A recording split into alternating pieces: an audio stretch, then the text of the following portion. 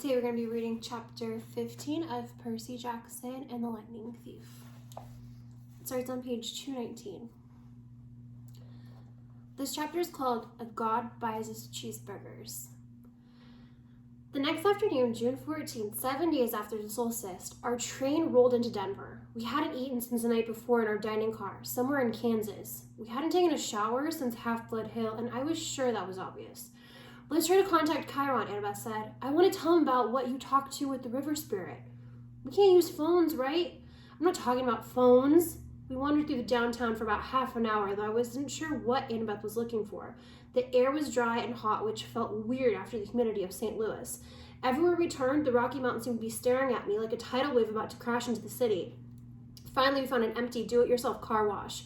We veered into the stall furthest from the right, keeping our eyes open for patrol cars. We were 3 adolescents hanging out in a car wash without any car. Any cop worth his donuts would figure we were up to no good.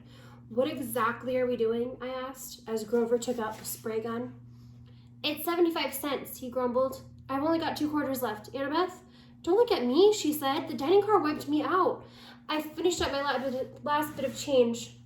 my last bit of change and passed Grover a quarter, which left me with 2 nickels and 1 drachma from Medusa's place. Excellent, Grover said. We could do it with a spray bottle, of course, but the connection isn't any good, and my arm gets tired of pumping. What are you talking about? He fed in the quarters and set the knob to fine mist. IMing. Instant messaging? Iris messaging, Annabeth corrected. The rainbow goddess, Iris, carries messages for the gods. If you know how to ask and she's not too busy, she'll do the same for half-bloods. You summoned the goddess with a spray gun? Grover pointed the nozzle to the air and water hissed out in a thick white mist, unless you know an easier way to make a rainbow. Sure enough, late afternoon light filtered through the vapor and broke into colors. Annabeth held her palm out to me. Drachma, please? I handed it over. She raised the coin over her head. Oh, goddess, accept our offering. She threw the drachma into the rainbow. It disappeared into a golden shimmer. Half-Blood Hill, Annabeth replied. For a moment, nothing happened. Then I was looking through the mist at strawberry fields and a Long Island stand in the distance. We seemed to be on the porch of the big house. Standing to his back with us at the railing was a sandy-haired guy in shorts and an orange tank top. He was holding a bronze sword and seemed to be staring intently at something down in the meadow. Luke, I called.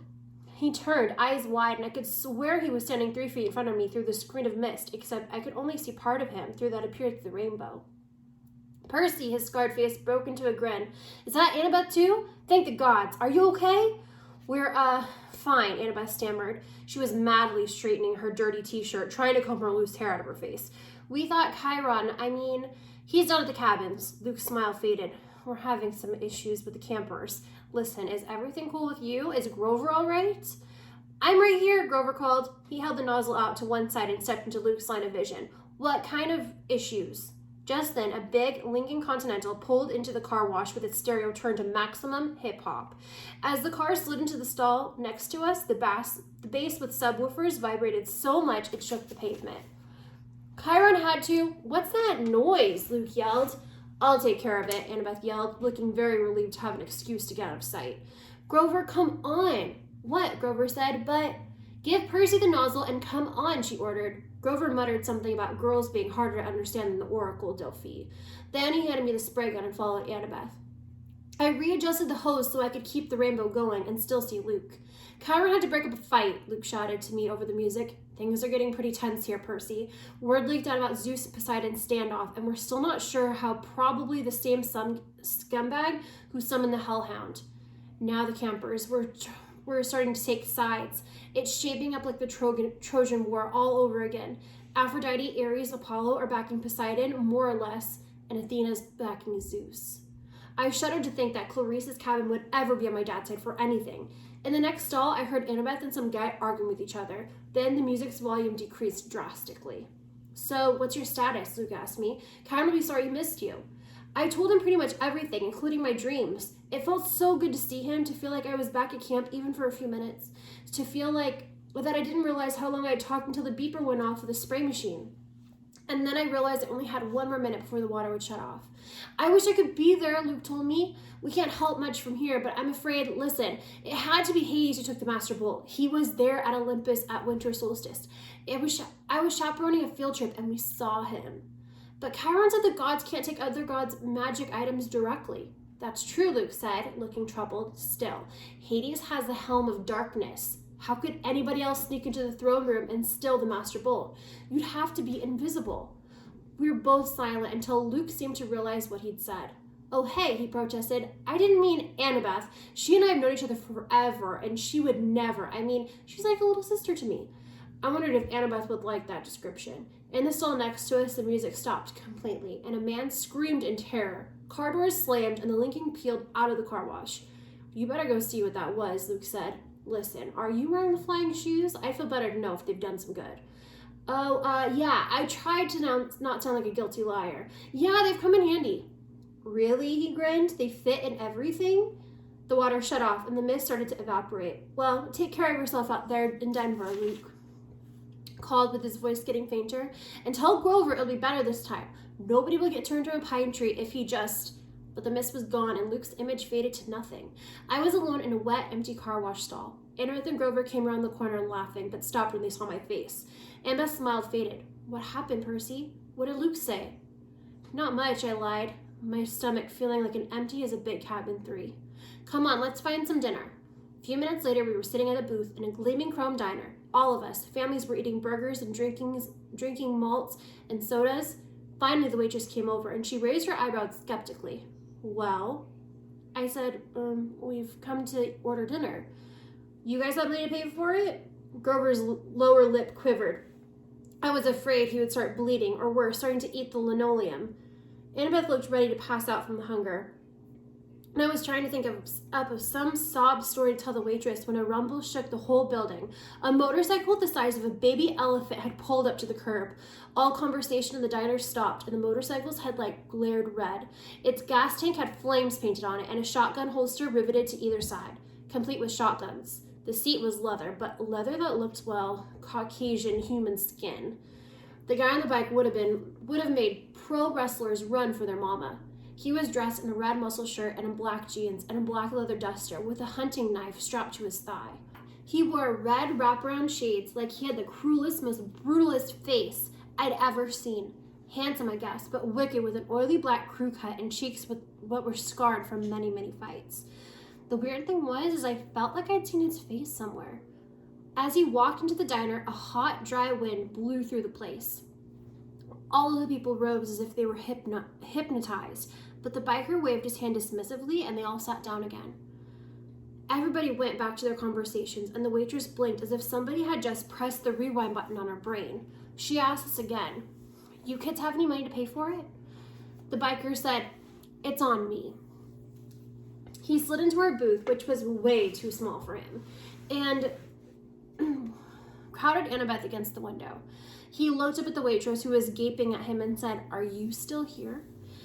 He pointed at her, and she stiffened as if she was turned around, then marched back to the kitchen. The biker looked at me, and I couldn't see his eyes behind the red shades, but bad feelings started boiling in my stomach. Anger, resentment, bitterness. I wanted to hit a wall. I wanted to pick a fight with somebody. Who did this guy think he was?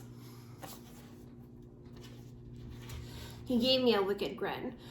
You're old Seaweed's kid, huh? I should have been surprised or scared, but instead I felt like I was looking at my stepdad, Gabe. I wanted to rip this guy's head off. What is it to you? Annabeth's eyes flashed me a warning. Percy, this is... The biker raised his hand. It's okay, he said. I don't mind a little attitude as long as you remember who's the boss. You know who I am, little cousin? Then it struck me why this guy looked so familiar. He had the same vicious sneer as some of the kids at Half-Blood Hill, the ones from Cabin 5. You're Clarice's dad? I said. Ares, god of war. Ares grinned and took off his shades. Where his eyes should have been, there was only fire, empty sockets glowing with miniature nuclear explosion. That's right, punk. I heard you broke Clarice's spear. She was asking for it. Probably. That's cool. I don't fight my kids' fights, you know. What I'm here for, I heard you were in town. I got a little proposition for you. The waitress came back with heaping trays of food, cheeseburgers, fries, onion rings, and chocolate shakes. Ares handed her a few golden drachmas. She looked nervously at the coins. But these aren't. Aries pulled out his huge knife and started cleaning his fingernails. Problem, sweetheart? The waitress swallowed, then left with the gold. You can't do that, I told Aries. You can't just threaten people with a knife. Aries laughed. Are you kidding? I love this country. Best place in Sparta. Don't you carry a weapon, punk? You should. Dangerous world out there. Which brings me into my proposition. I need you to do me a favor. What favor could I do for a god? Something a god doesn't have time to do for himself. It's nothing much. I left behind my shield in an abandoned water park here in town. I was just going on a little date with my girlfriend, but we were interrupted. I left my shield behind. I wanted you to fetch it for me. Why don't you just go back and get it yourself? The fire in his eye sockets glowed a little bit hotter. Why don't I just turn you into a prairie dog and run you over with my Harley? Because I don't feel like it. A god giving you an opportunity to prove yourself, Percy Jackson. Will you prove yourself a coward? He leaned forward. Or maybe. You only fight when there's a river to dive into and Daddy can save you. I wanted to punch his guy, but somehow I knew he was waiting for that. Aries' power was causing my anger, and he loved that if I attacked. I didn't want to give him that satisfaction. We're not interested, I told him. We've already got a quest. Aries' fiery eyes made me see things I didn't want to see. Blood, smoke, corpses on the battlefield. I know all about your little quest, punk. When that item was first stolen, Zeus sent his best out looking for it. Apollo, Athena, Artemis, and me, naturally. If I couldn't sniff out a weapon that powerful, he licked his lips, as if he thought the Master Bolt made him hungry. Well, if I couldn't find it, you've got no hope. Nevertheless, I'm trying to give you the benefit of the doubt. Your dad and I go way back. After all, I'm the one who told him my suspicions about old corpse breath. You told him Hades stole the bolt? Sure, framing somebody to start a war, oldest trick in the book. I recognized it immediately. In a way, you got me to thank for your little quest. Thanks, I grumbled. Hey, I'm a generous guy. Just do a little job and I'll help you on your way. I'll arrange a ride out west for you and your friends. We're doing fine on our own. Yeah, you're right. No money, no wheels, no clue what you're up against. Help me out and maybe I'll tell you something you need to know. Something about your mom. My mom? He grinned. That got your attention. The water park is a mile west on Delancey. You can't miss it, and look for the Tunnel of Love ride. What interrupted your date? I asked. Something scare you off? Aries bared his teeth, but I'd seen this threatening look before on Clarice. There was something false about it, like he was almost nervous. You're lucky you met me, punk, and not one of those other Olympians. They're not as forgiving of rudeness as I am. I'll meet you back here when you're done. Don't disappoint me. After that, I must have fainted or fallen into a trance because when I opened my eyes again, Aries was gone. I might have thought about the conversation had been a dream, but Annabeth and Grover's expression told me otherwise. Not good, Grover said. Aries sought you out, Percy. This is not good. I stared out the window. The motorcycle had disappeared. Did Aries really know something about my mom, or was he just playing with me? Now that he was gone, all the anger drained out of me, and I realized Aries must love messing with people's emotions. That was his power, cranking up passion so badly that it could cloud your ability to think. It's probably some kind of trick, I said. Forget Aries, let's just go. We can't, Annabeth said. Look, I hate Aries as much as you do, but you don't just ignore gods unless you want serious bad fortune. He wasn't kidding about turning you into a rodent. I looked down at my cheeseburger, which suddenly didn't seem appetizing. Why does he need us? Maybe it's a problem that requires brains, Annabeth said. Aries has strength, but that's all he has. Even strength has a bad wisdom sometime. But this water park, he acted almost scared. What would make a war god run away like that? Annabeth and Grover glanced nervously at each other. Annabeth said, I'm afraid we're going to have to find out. The sun was sinking behind the mountains by the time we found the water park, and judging by the sign, it had once been called Waterland. But now some of the letters were smashed out, and all it read was Wat R-A-D. The main gate was padlocked and topped with barbed wire. Inside, huge dry water slides and tubes and pipes curled everywhere, leading to empty pools. Old tickets and advertisements fluttered around the asphalt. With night coming on, the place looked sad and creepy. If Aries brings his girlfriend here for a date, I said, staring at the barbed wire, I'd hate to see what she looks like. Percy, Annabeth warmed, be more respectful. Why? I thought you guys hated Aries. He's still a god, and his girlfriend is very temperamental. Why don't you want to insult her? You don't want to insult her looks, Grover added. Who is she, Echidna? No, Aphrodite, Grover said a little dreamily, goddess of love. I thought she was married to somebody. I said, Hephaestus. What's your point? He said. Oh, I suddenly felt like I needed to change the subject. So how do we get in? Maya! Grover's shoes sprouted wings and he flew over the fence, did an unintended somersault midair, and then stumbled to a landing on the opposite side. He dusted off his jeans as if he just planned the whole thing. You guys coming? Annabeth and I had climbed the old-fashioned way, holding down the barbed wire for each other as we crawled over the top. The shadows grew long as we walked through the park, checking out the attractions. There was Ankle Biter Island, Head Over Wedgie, and Dude, Where's My Swimsuit? No monsters came to get us. Nothing made the slightest noise. We found a souvenir shop that had been left open. Merchandise still lined the shelves. Snow globes, pencils, postcards, and racks of clothes, Annabeth said. Fresh clothes. Yeah, I said, but you can't just watch me. She snatched an entire row of stuff off the racks and disappeared into the changing room. A few minutes later, she came out in a Waterland flower print shorts, a big red Waterland t-shirt, a commemorative Waterland surf shoes, and a Waterland backpack which slung over her shoulder, obviously stuffed with more goodies. What the heck, Grover shrugged. Soon all three of us were decked out in like walking advertisements for the defunct theme park. We continued searching for the Tunnel of Love. I got a feeling that this whole park was holding its breath. So, Ares and Aphrodite, I said, to keep my mind off of the growing dark. They have a thing going? That's old gossip, Percy, Annabeth told me. 3,000-year-old gossip. What's about Aphrodite's husband? Well, you know, he said, Hephaestus, the blacksmith. He was crippled when he was a baby, thrown off Mount Olympus by Zeus. So he isn't exactly handsome. Clever with his hands and all, but Aphrodite isn't into brains and talent, you know? She likes bikers?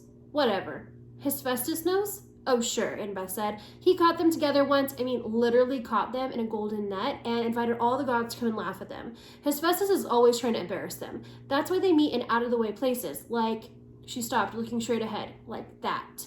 In front of us was an empty pool that must have been awesome, that would have been awesome for skateboarding. It was at least 50 yards across and shaped like a bowl. Around the rim, a dozen bronze statues of Cupid stood guard with wings spread and bows ready to fire. On opposite side of us, a tunnel of love opened up, probably where this water flowed in when the pool was full. The sign above it read, Thrill, Red of Love. This is not your parents' tunnel of love. Grover crept toward the edge. Guys, look.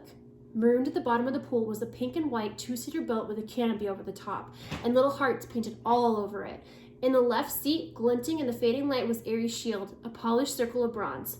This is too easy, I said. So we just walk down there and get it? Annabeth ran her fingers along the base of the nearest Cupid statue. There's a Greek letter carved here, she said. ETA, I wonder. Grover, I said, you smell any monsters? He sniffed the wind. Nothing. Nothing like in the Ark? The smell didn't smell Echidna? Nothing? Or really nothing? Grover looked hurt. I told you that was underground. Okay, I'm sorry. I took a deep breath. I'm going down there. I'll go with you. Grover didn't sound too enthusiastic, but I got the feeling he was trying to make up for what happened in St. Louis. No, I told him, I want you to stay up here with your flying shoes. You're the Red Baron, a flying ace, remember? I'll be counting on you for backup in case something goes wrong. Grover puffed up his chest a little. Sure, what could go wrong? I don't know. Just a feeling. Annabeth, come with me. Are you kidding? She looked at me as if I had just dropped from the moon. Her cheeks were bright red. Me go with you to the thrill ride of love? How embarrassing is that? What if somebody saw me? Who is going to see you? But my face was burning now too, and leave it to the girl to make everything complicated. Fine, I told her. I'll do it myself. But when I started down the side of the pool, she followed me, muttering about how boys are always messing things up. We reached the boat, and the shield was propped into one seat, and the next to it was a lady's silk scarf. I tried to imagine Ares and Aphrodite here, a couple of gods meeting in a junked-out amusement park ride. Why? Then I noticed something I hadn't seen from the top. Mirrors all the way around the rim of the pool facing this spot. We could see ourselves no matter which direction we looked. That must be it. While Ares and Aphrodite were smooching with each other, they could see each other's favorite people, themselves. I picked up the scarf. It shimmered pink, and the perfume was indescribable. Rose or mountain laurel. Something good. I smiled a little dreamy and was about to rub the scarf against my cheek when Annabeth ripped it out of my hand and stuffed it into her pocket. Oh, no, you don't. Stay away from love magic. What? Just get the shield, seaweed brain, and let's figure a way out of here. The moment I touched the shield, I knew we were in trouble. My hand broke through something that had been connecting to the dashboard. A cobweb, I thought, but then I looked at the strand on my palm and saw it. It was some kind of metal filament. So fine, it was almost invisible. A tripped wire. Wait, Annabeth said. Too late. There's another Greek letter on the side of the boat. Another ETA. This is a trap. Noise erupted all around us and a million gears grinding as if the whole pool were turning into one giant machine. Grover yelled, "Guys!" Up on the rim, the Cupid statues were drawing their bows into firing position. Before I suggest taking cover, they shot at us, but not just at us. They fired at each other across the rim of the pool. Silky cables trailed from the arrows, arcing over the pool and anchoring where they landed to form a huge golden asterisk. Then smaller metal threads started weaving together magically between the metal strands, making a net. "We have to get out," I said. "Duh," Annabeth said. I grabbed the shield and we ran, but going up the slope of the pool was not as easy as going down. "Come on," Grover shouted. He was trying to hold up a section of the net for us, but whenever he touched it, the golden thread started to wrap around his hands. The Cupid's heads popped open. Out came a video camera. Spotlights rose all around the pool, blinding us with illumination, and a loudspeaker voice boomed. "Live to Olympus in 1 minute, 59 seconds, 58. Hephaestus," Annabeth screamed. I'm so stupid. ETA is H, or ETA is H. He made the trap to catch his wife with Ares. Now we're going to be broadcasted live in Olympus and look like absolute fools. We'd almost made it out to the rim, but now we were mirrors open like hatchets and thousands of tiny metallic things poured out. Annabeth screamed. It was an army of wind-up creaky crawlies, bronze-geared bodies, spiny legs like pincher moths, all scuttling toward us in a wave of crackling, whirling metal.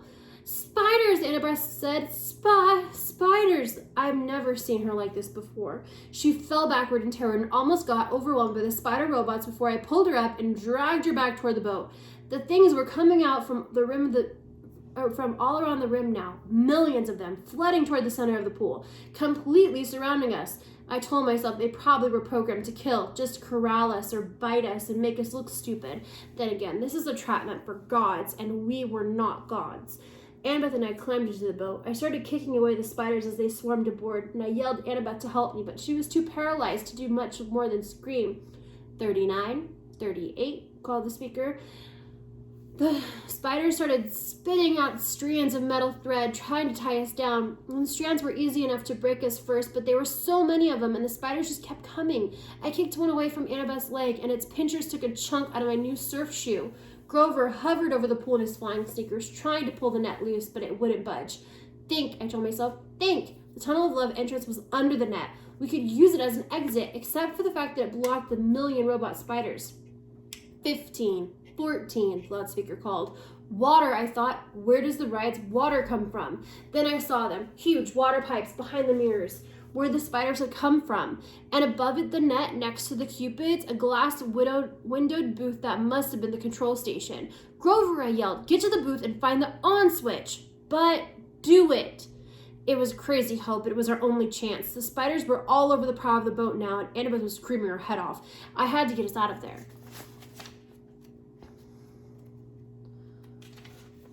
Grover was in the control booth now, slamming away at the buttons. 5, 4. Grover looked at me hopelessly, raising his hands. He was letting me know that he'd pushed every button, but still nothing was happening. I closed my eyes and then thought about waves, rushing water, the Mississippi River. I felt a familiar tug in my gut, and I tried to imagine when I was dragging the ocean all the way to Denver. 2, 1, 0. Water exploded out of the pipes.